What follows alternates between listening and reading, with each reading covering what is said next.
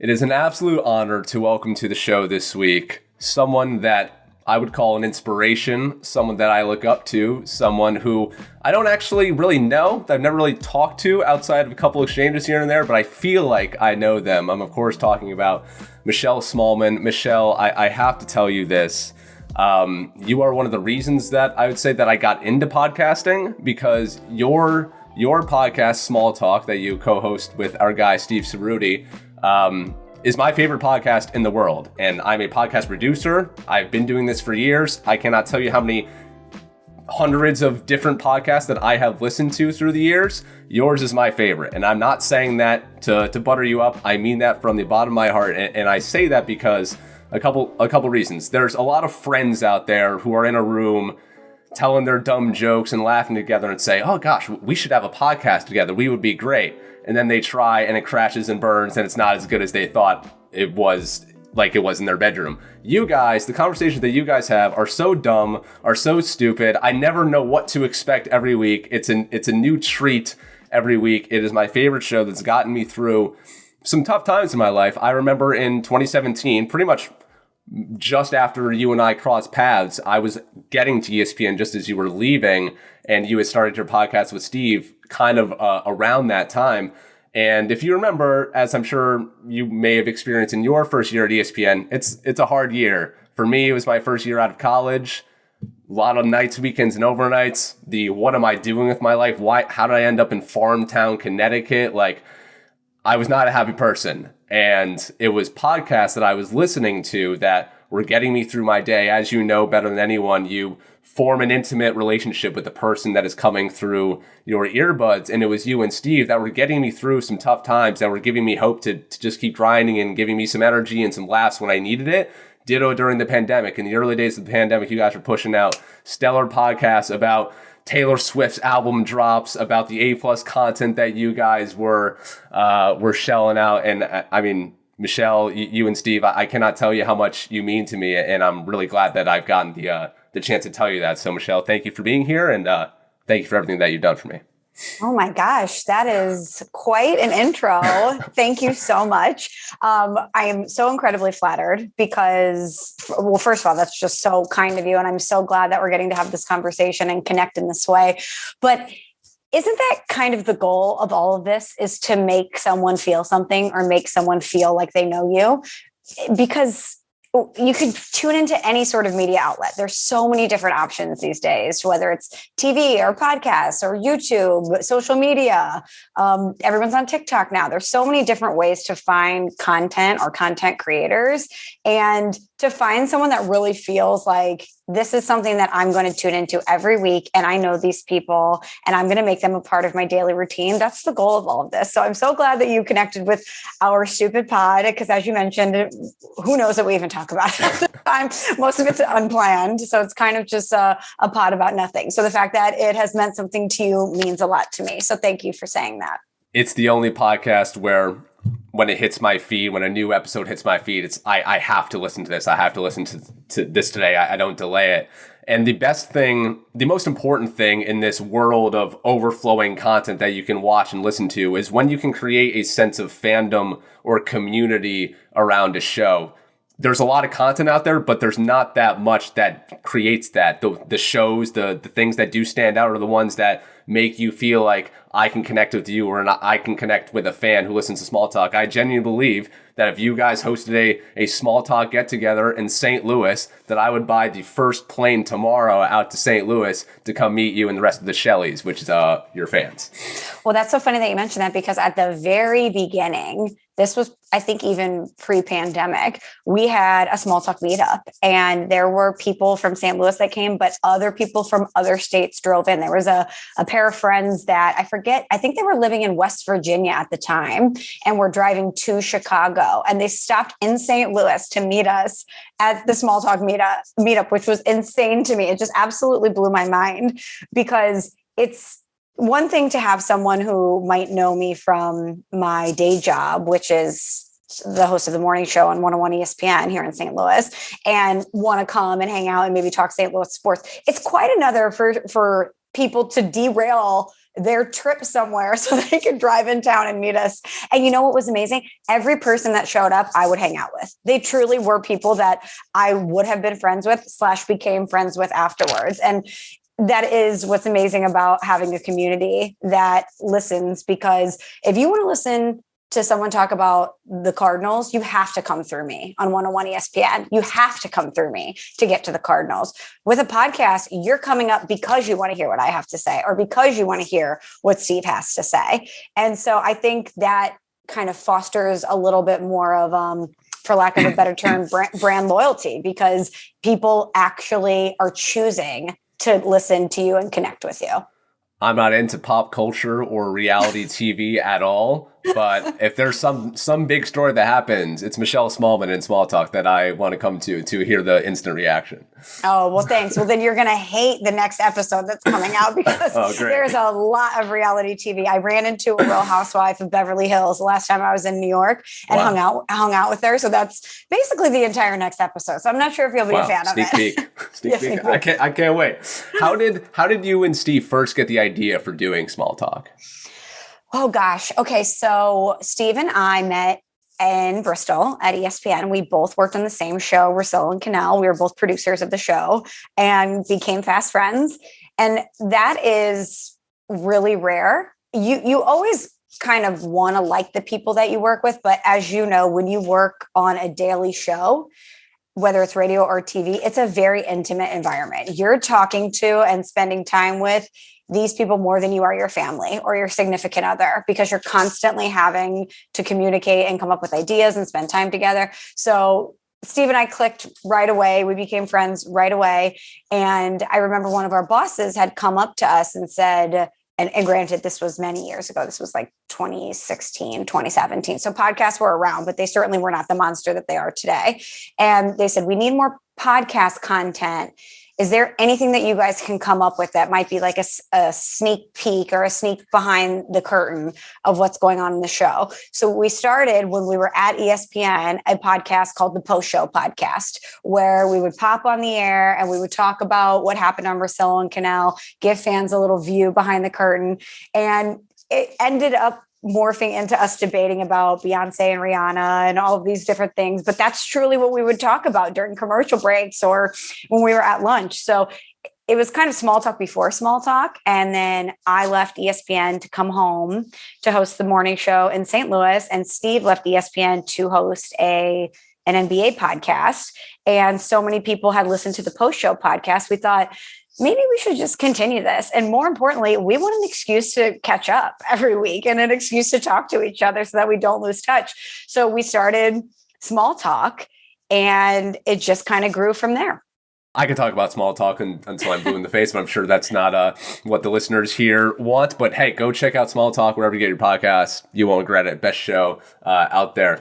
I want to talk to you about a couple different things. So you mentioned earlier that you went back to St. Louis after leaving ESPN. And what I'm curious about is that, so me and you are a bit similar. We're kind of adventurous people. We like going new places, new experiences. I think that they're what fuels me. I get a sense that they really fuel you and jazz you up as well.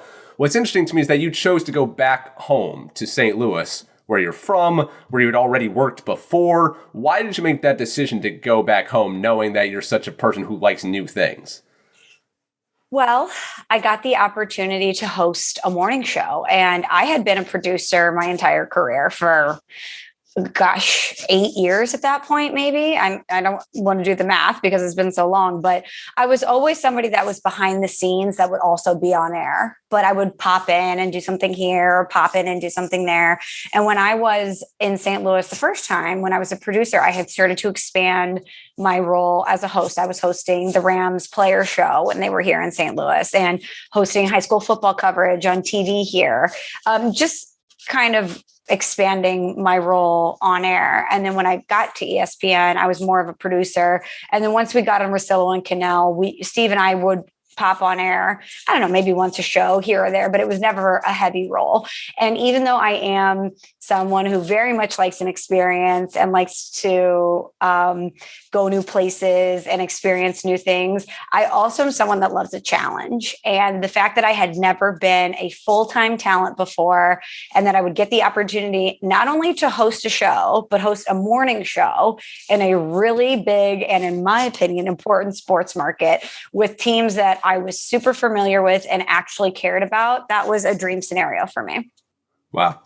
So what has been the highlight of that experience for you so far, getting to, listen, like, I didn't say this in the intro, but you're a local celebrity. You're kind of a big deal. You're a blue check mark. I see you with all your advertisements on Instagram. Like, you're a big deal. No, not at all. But I actually just like love promoting brands, especially locally, that I care about and that I believe in and that I want people to be familiar with. That's one thing that's kind of cool about having a platform of any sort, is that if, like, for instance, my friend from high school, Joe, opened up the best pizzeria in town. And it's truly the best pizza I've ever had in my entire life. And that includes when I've been to Italy. And I'm so proud of him. And he doesn't pay me to promote it, but I want to tell everybody, you need to get this pizza, because I want them to not only support my friend, but to have this experience. Like, if you're coming to St. Louis, I don't want you to have garbage pizza. I want to make sure that you're going to the right spots. So that's one thing that is cool about getting to promote companies, is that I genuinely believe in all the places that I talk about. But the highlight of my tenure, my second tenure at 101 ESPN, without question, is the Blues winning the Stanley Cup and me getting to cover it. And more importantly, getting to cover the parade. Getting to walk the parade route with the players and interview them and experience it from that vantage point is something that I will forever cherish and hold close to my heart. And I will call it the best day of my career. I could host Good Morning America, and that will be the single best day of my career by far. It was everything you could ever want, Troy. I mean, not only had the Blues never won, and so you were finally rewarded chasing that elusive championship. It was such a lovable team. It was about greatness. But more importantly, St. Louis loves their teams. I mean, we don't have the mountains. We don't have the beach. We have sports. It's what we do. It is such a big part of us. And so many people thought they would never, ever, ever see the Blues win. And that day, on the parade route, there were tens of thousands of people lining the streets of downtown, and the players were in the crowds with the fans. They were drinking with them. The players would find elderly people, or maybe people who were disabled, who couldn't get to the front. They would grab them out of the crowd so that they could touch the cup. They were pushing some elderly people who were in wheelchairs down Market Street, which is our main street that leads down to the Arch. They wanted every fan to have their moment with the cup and to truly experience this, because it was such a massive deal for everyone. And to see that many people come together and be just overtaken by joy, it was the most galvanizing experience that I've ever been a part of. And it was a really, really special day. What do you find most fulfilling about your job as an on-air host in St. Louis? The most important thing to me is that I hear from a lot of people who say, when we drive to work in the morning or when we're driving our kids to school, our daughters get to listen to you and they love listening to you. And they think, hey, maybe that's something that I can do one day. Because people always ask me, is this, did you want to do this when you were a kid? And I said, no, I didn't even know being a sports talk radio host was an option, because I never saw someone who looked like me occupy that seat. So the fact that there's little girls in St. Louis that are driving to school with their parents, their moms or dads, and they hear my voice over the air and they think maybe I could do that one day, by far, that's the best part of the job. That's amazing. I love to hear that. You are inspiration to many, clearly. What do you say? Because I mean, in my neck of the woods podcasting, we kind of look down upon the radio people. Do you? I laugh at my coworkers who are still on radio. I'm like, how? Like you're still there. We're over here. We're the future. You're the past. What do you say to the idiots like me who say that? Well, I understand, because that is where media has evolved in the audio space. Everybody wants things on demand. We want to listen to our podcasts whenever we want to, but our show is also a podcast. It was some of our biggest chunk of listenership is people that download the podcast every day on the 101 ESPN app. And St. Louis is different in that way. We're really parochial in a lot of senses. And I think St. Louis really likes traditional radio. And so for us, it feels like we kind of have the best of both worlds because we know our audience really likes to listen to terrestrial radio, and those who maybe don't get to catch the entire show can get us on the podcast. Yeah, that's a very good point. Another thing that you had made a big thing of on Small Talk, I think during the pandemic, you decided to do 75 hard, which was something that I loved kind of hearing about your journey. Can you tell the listeners what it is and what that experience was like for you? Sure. Actually, let me pull up the app here. I still have it. So there's a 75 hard app? There is. Have you done it again? I've flirted with it. Oh, I did delete it. I thought that I still had it. Let's see if no, I have it. I lied. So 75 hard is a 75-day challenge, which is why it's called 75 hard. And it is 2 45-minute workouts a day. One of them has to be outside. You have to take a progress photo of yourself, 10 pages of reading, and it has to be nonfiction or a self-help book. You have to drink a gallon of water, follow a diet with no cheat meals and no alcohol. All of that for 75 days. And you couldn't do coffee either, right? So I am just a psychopath. Same. And as if this wasn't enough, I wanted to remove coffee from the equation. So what happened was during the pandemic, I think we were all kind of struggling with one thing or another. And for me, it was consistency. I'm the type of person that I need a challenge. I'm trying to run a half marathon in every state, or, there's just always a goal that I have. I am a very goal-oriented person. And during the pandemic, we could not go to the gym. And I just found myself not having any sort of routine, and I needed something to pour myself into and something that would provide me a little bit of consistency. So someone had recommended this to me. I looked it up and I was like, 75 days, I can totally do this. And I am addicted to coffee. Working on a morning show, you drink a lot of coffee. You have to stay up late. Italian. Come on. I mean, I'm Italian. I work on a morning show. It's just, we're going to drink a lot of coffee. But, I just thought, if I'm really going to do this, a lot of this is not going to be a challenge for me. I love to read. I have no problem not drinking for 75 days. What would be the worst thing I could put myself through? And giving up coffee would be it. So I decided to throw that into the mix. So I talked about it with my trainer at the Missouri Athletic Club, Paul. Shout out to Paul at the MAC. And he's like, okay, I'm going to do it with you and we'll push each other. Wow. And so we both did it together. 75 days. We completed all of the tasks and would hold each other accountable. And it was actually really cool. You talk about a sense of community and a galvanizing thing. I talked about it on air a lot. And so many people that listened to the show were like, I'm going to do this too. And so they jumped aboard. And we had all of these people in St. Louis doing 75 hard at the same time. And I just think it was really beneficial for some people during that time to have something, especially from a health standpoint, to focus on. What was the hardest part of 75 hard? Well, not having coffee was miserable. I mean, when my feet hit the floor, I don't even have both eyes open and I'm thinking about coffee. I love it. Okay, so you understand. And I love it so much. So that was really difficult. But the thing about 75 hard is, for you to truly do it, you have to do one of the 45-minute workouts outside. And it doesn't matter if it's snowing, raining, 100 degrees, like it is in St. Louis right now, no excuses. So having to get up sometimes, if I had a packed day, at 3:30 in the morning and go run outside for 45 minutes, or braving a monsoon, which I did once, that was difficult. But you feel very proud of yourself and accomplished after you're done. All of those days that you had to force yourself to get outside and do it, it's all worth it. What constitutes a workout necessarily? Like, is a long walk, a 45-minute walk, is that a workout? Yeah. So I did that a lot of days because, if you're working out twice a day, there's some fatigue that's going to set in. Sure.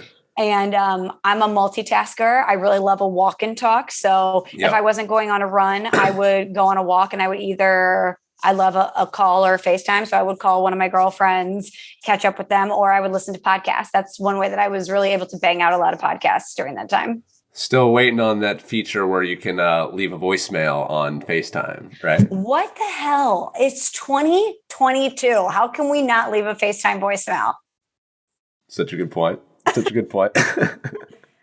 On Small Talk, I think it might have been your New Year's resolution going into 2022, or you just said it that it was something that you were working on. You said that you were just not going to give a fuck anymore, and like that's kind of just your motto now. So, what does that look like for you, and why have you decided to make that your mantra?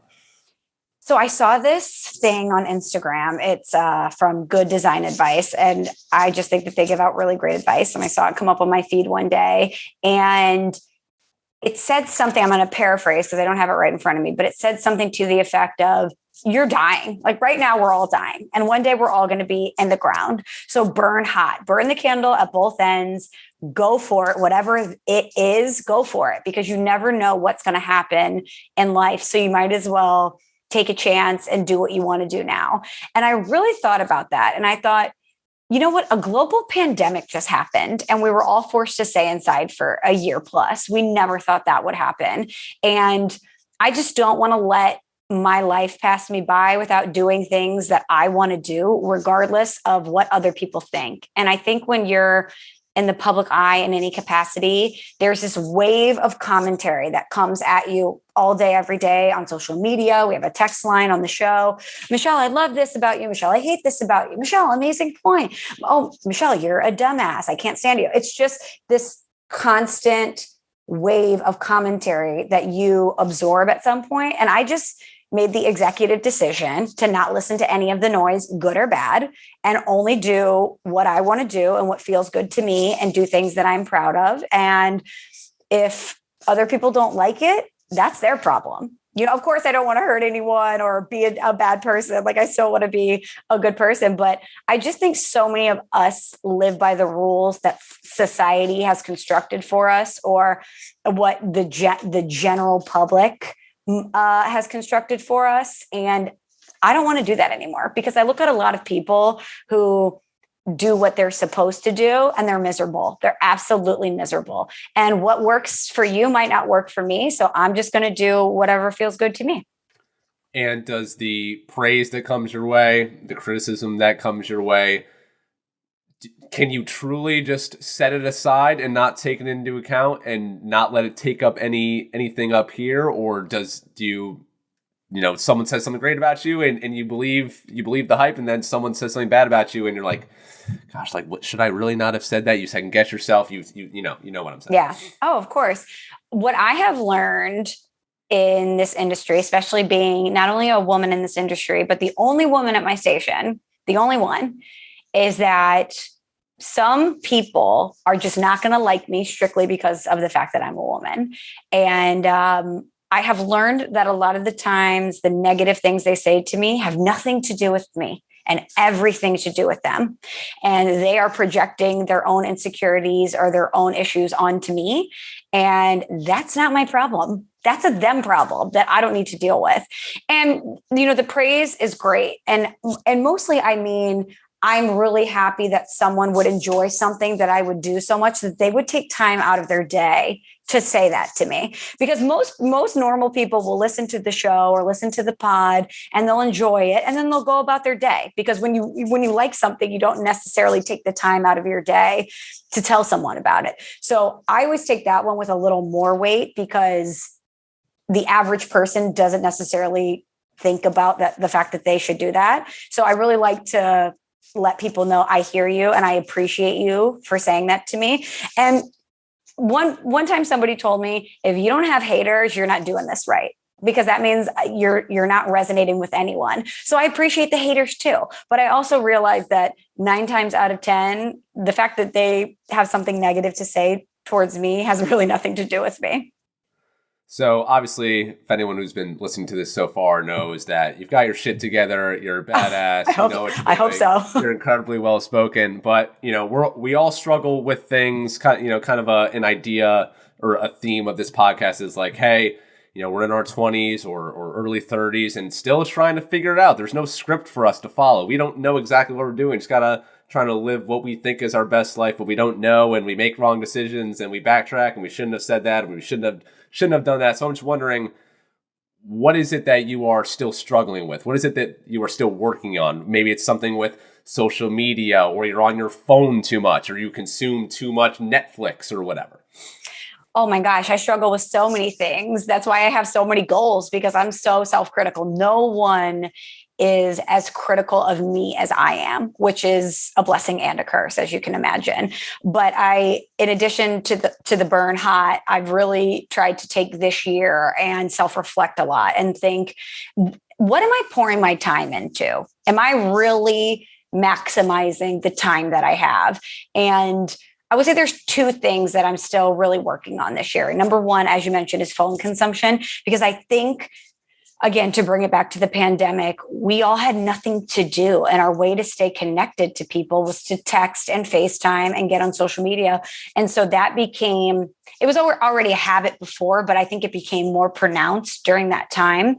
So I have enacted a rule in my home. It's called the St. Petersburg rule. And I got a basket. I'm trying to be more eco-friendly. So instead of using paper towels, I got all of these reusable paper towels, and I have them in this little basket.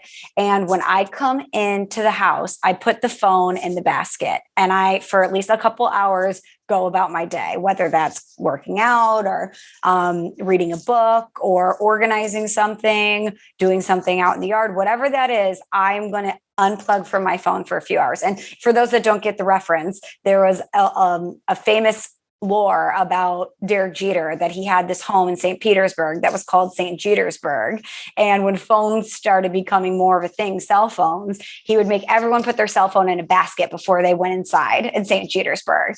So I've even told my friends and my family when they come over, I'm like, put your phone in the basket, because I don't want to have you sitting at the dinner table, looking down at your phone, reading something that you saw on Twitter. Like, it's a rare moment that we're together. I really want to savor this time that we have. So that's one thing that I've been super cognizant of this year, is to put the phone away, because nothing bums me out more, Troy, that when I go out to dinner, I see a couple sitting there and they're not speaking to one another. They're both looking down at their phones. I'm like, why are you living in this fake digital world when you could be living your actual life? So that's one thing that I've really been focusing on.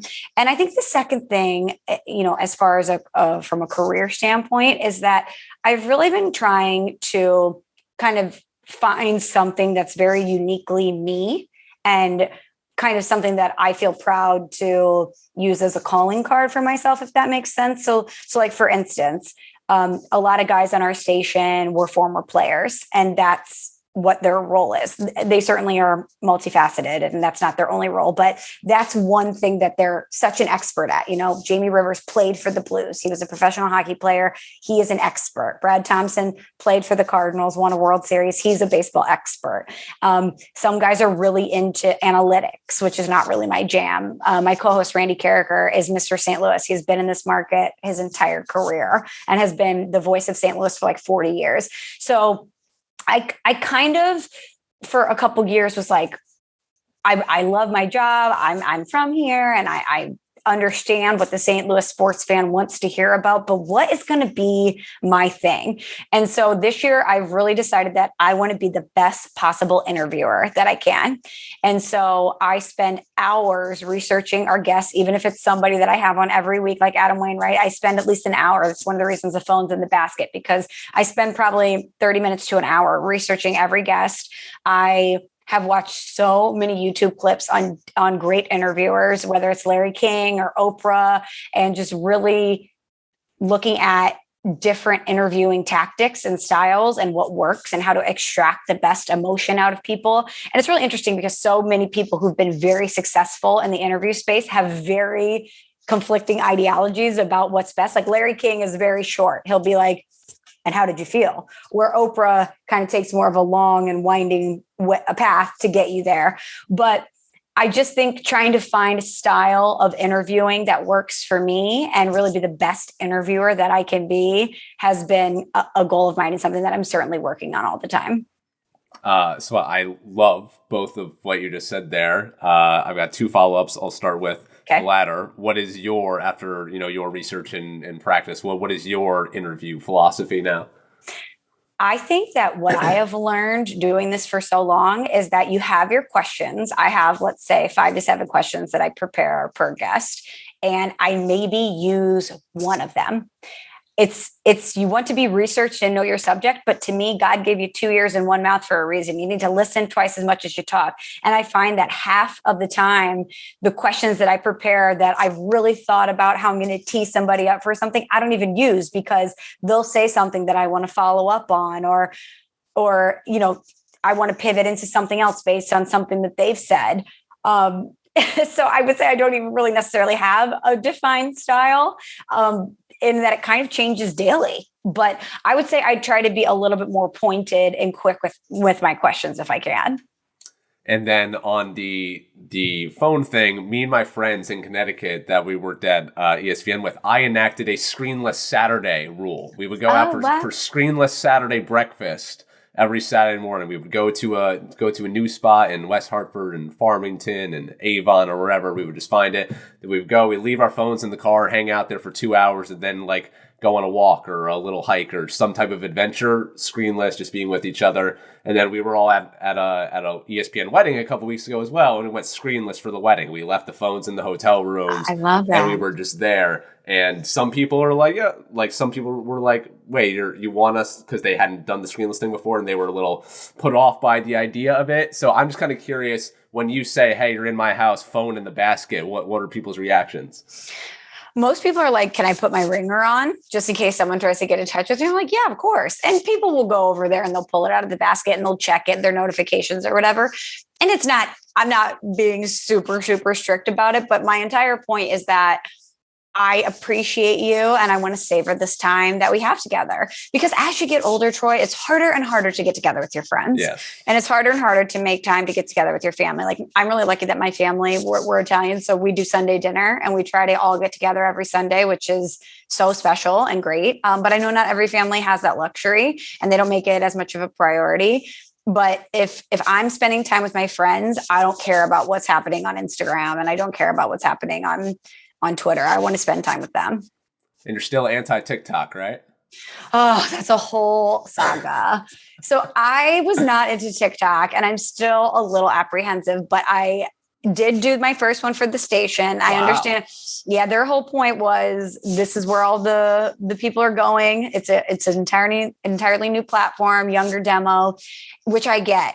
But my whole thing about TikTok is that I was only seeing it from one vantage point. I was only seeing people that were doing these dances that were mimicking someone else doing the dance, or that they were dubbing their voice over something. And that is fine if that content is good and comfortable for them, not necessarily my vibe. So I was like, I don't really think that this is going to be a platform for me. But the more that I've explored it, there are all sorts of really creative content creators out there, and they use it for a lot of different things. And I think part of that is that so many people put TikToks on Instagram. So I had seen a lot of different and really cool and creative things on Instagram. And I was like, I'm a very open-minded person. Maybe I was closed-minded on TikTok. Maybe I did not give it the proper chance. So we're dipping our toe back into the TikTok waters.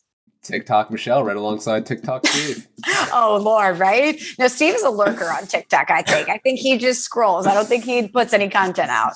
Love you, Rudy. Shout out. We'll get you out of here on this. You've got a Cardinals game to get to. So you and Steve and you referenced the show a couple times, Russillo and Cannell, which was a national ESPN radio show that was pretty popular. You guys did this segment called Life Advice, where listeners would write into the show or send an email to the show and lay out any random situation, whether it's about career, money, relationships, whatever. And Ryan and the host and you guys would pitch in and try to help this person with their plight. So I've got something that I want to run by you. So as I was telling you a little before, I'm an adventurous person. I like new places, new things. I figure if I stay in one place geographically too long, I feel like I'm getting complacent. I feel like I'm stagnant. I feel like I'm not growing anymore.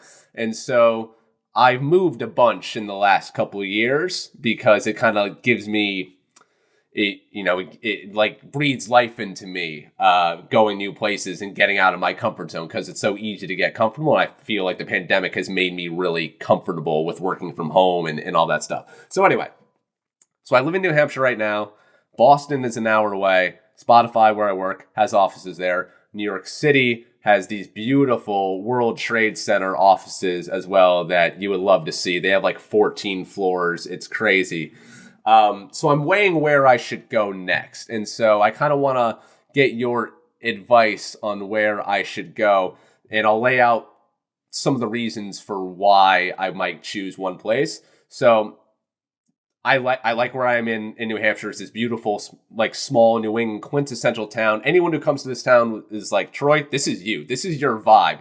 You're a small town, support local, live free or die, beach, mountains. It's a cool state. No state income tax. Let's not let that go by the wayside. So that's the case for Portsmouth. I like it, and also maybe a little stability wouldn't hurt you. Stay another year. Why don't you?